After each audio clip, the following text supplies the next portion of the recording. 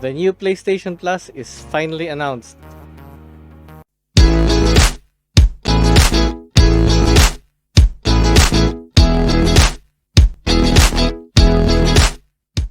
Hello, my name is Edwin.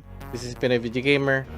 Hey, a few weeks ago, I discussed about Project Spartacus, which is yung parang upgrade ng PlayStation Plus. And now it is officially here, the new PlayStation Plus. So, it's not live yet. It's available siya starting June, I think. Yeah, I think June yung start niya. So far, yung mga nabalitaan ko sa Project Spartacus, it's majority of it is correct. There are 3 plans. Actually, there's 4, depende kung nasaan ka. There's 3.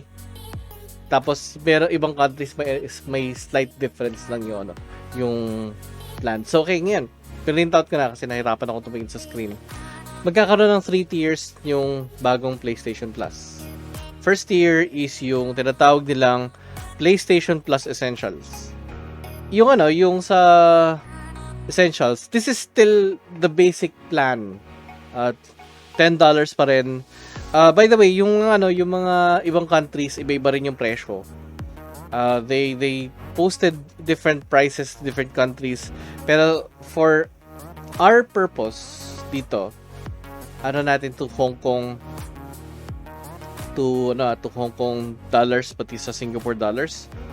Basic I can't hindi ko mako-convert siya ngayon. Pero alam ko it's a lot cheaper than the US, than the US price. Pero I think most people naman dito uses either Hong Kong, Singapore or US. So pag-usapan natin tatlong prices na 'yan. Okay. So ngayon, PlayStation Plus Essential is basically the old PlayStation Plus. No difference at all. No difference at all. It's basically the same old plan na you get a few games na for download. Pero yun nga, yung download mo na games, you can only use them as long as subscribe ka. So if you don't subscribe, you don't have access to the games. Ayan.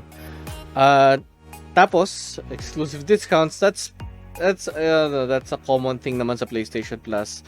Cloud storage, again, that's another common thing.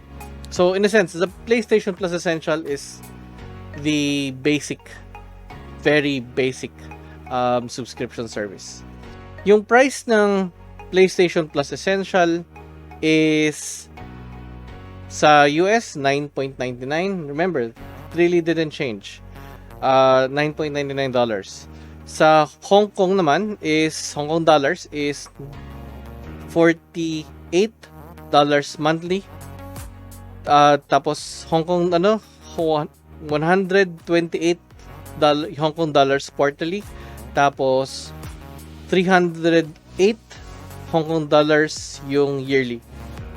Sa Singapore naman, Singapore dollar is 8.90 monthly, 21.90 quarterly, 53.90 yearly. Ayun. So nag-adjust yung price depende kung nasaan anong set. Remember, wala pang Philippines so we have to use those prices instead. Yung sa naman sa PlayStation Plus Extra, so ang benefits dito is meron ka ng access sa PlayStation Now. So pero ang PlayStation Now lang niya is yung mga games sa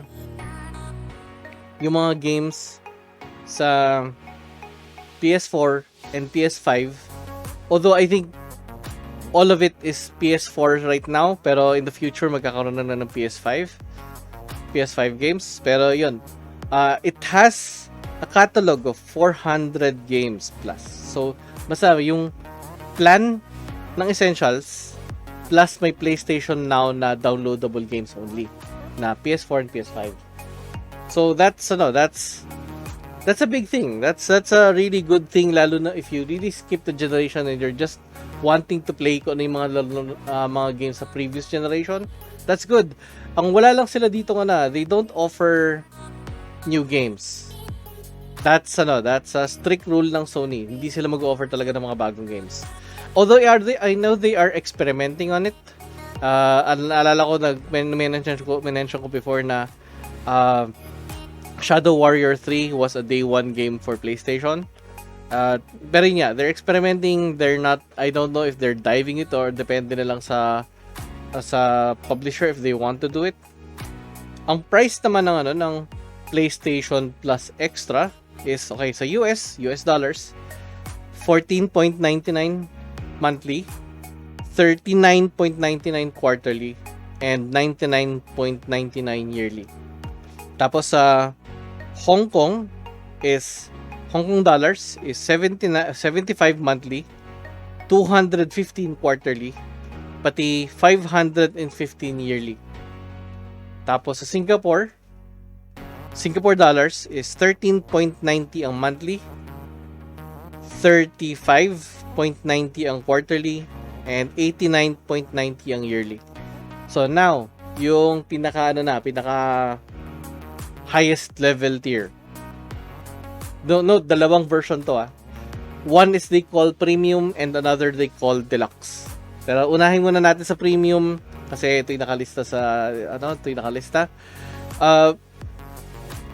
the benefits, you still get yung essentials, karon nakuha mo sa extras, and meron ka ng access sa PS3 games and PS2 and PS1 pati PSP.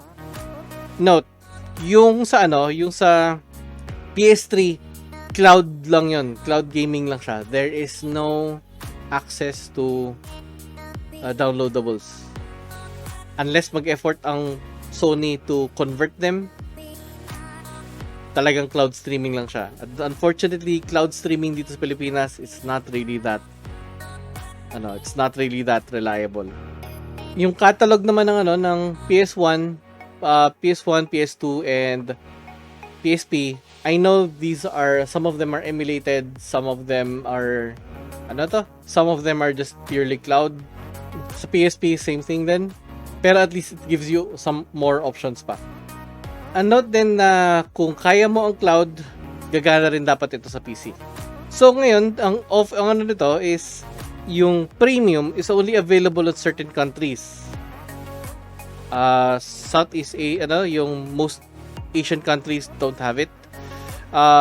Pero US and Japan, US, Europe, UK and Japan, meron silang premium. So pero hindi ko na bigyan price sa iba, pero sabihin ko yung sa US. Monthly ng US is 17.99, quarterly is 49.99, yearly is 119.99. Note, this is a little more expensive than the GamePass. Okay, ngayon meron yung isa pong plan, yung PlayStation Plus Deluxe.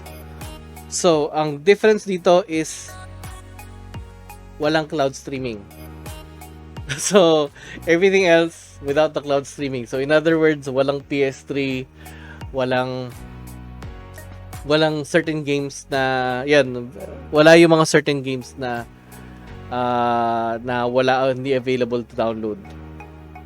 Pero so that's it so far. So, may reactions, may opinions about this one. This is good. Especially if you're not really into the Xbox or Game Pass thing,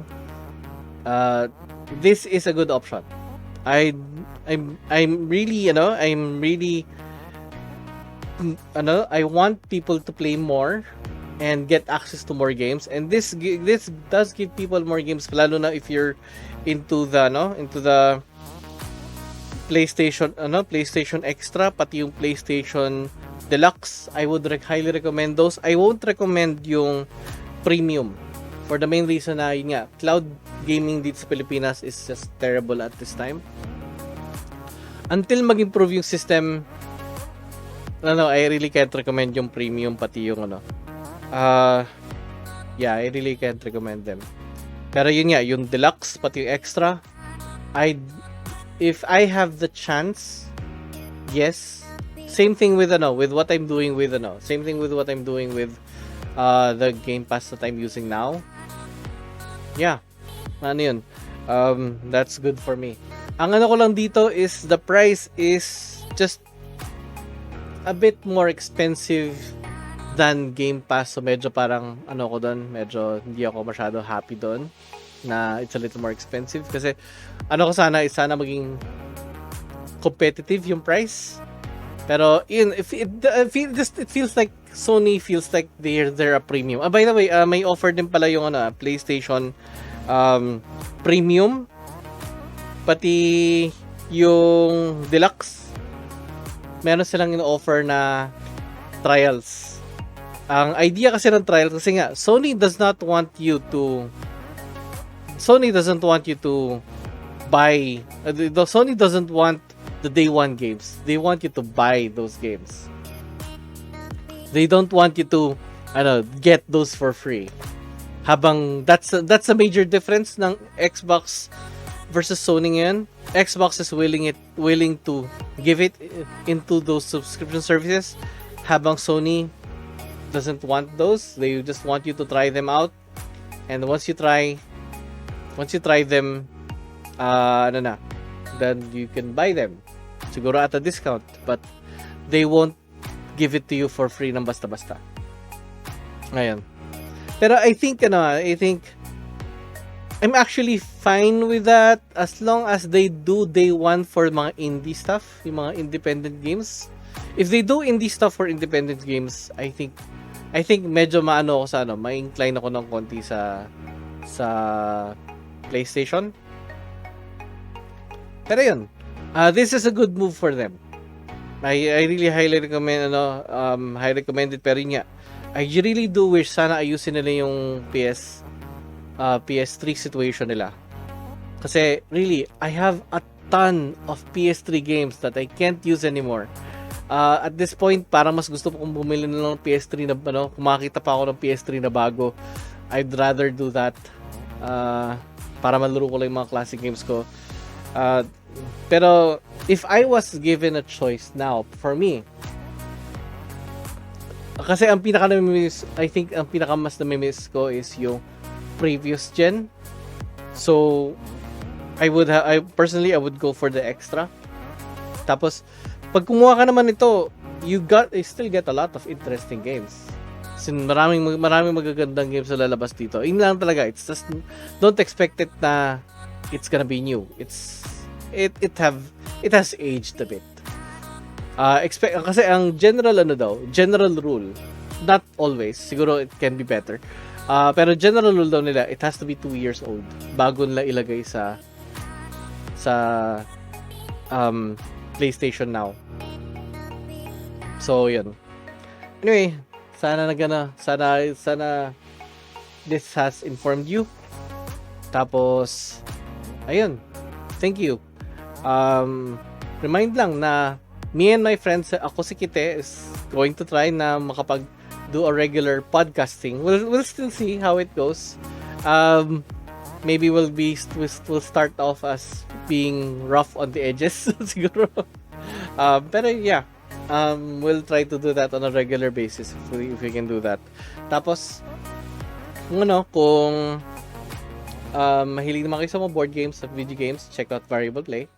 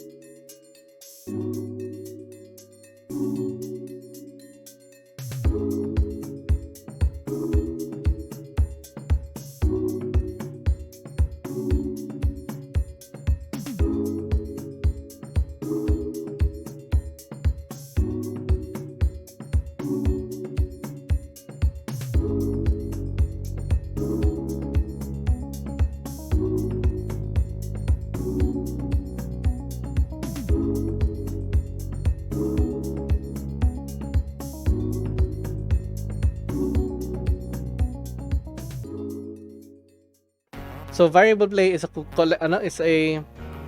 collection of content creators na talks about a lot of board games and some video games. Tapos kung mahilig naman kayo sa mga movies, comics, games, and toys, check out geekositymag.com. Nag-uusapan lagi doon. That's online magazine site. Pinag-uusapan lagi yung best news scoops. Pinag-uusapan yung mga balita sa mga movies, so lalo na sa mga comic book related like DC and Marvel. Tapos minsan ako naman nagko-contribute ako doon regarding video games. Anyway, yun. Thank you very much. I really appreciate this. Sa mga taong nanonood sa akin, thank you very much. And yun, if you like this, like, share, subscribe, comment down below. Any interaction is fine. Pag-usapan, you can talk about this, yung mga nangyayari nga dito sa PlayStation Plus, and yeah, I'd like to hear your thoughts. Anyway, thank you very much, and bye-bye.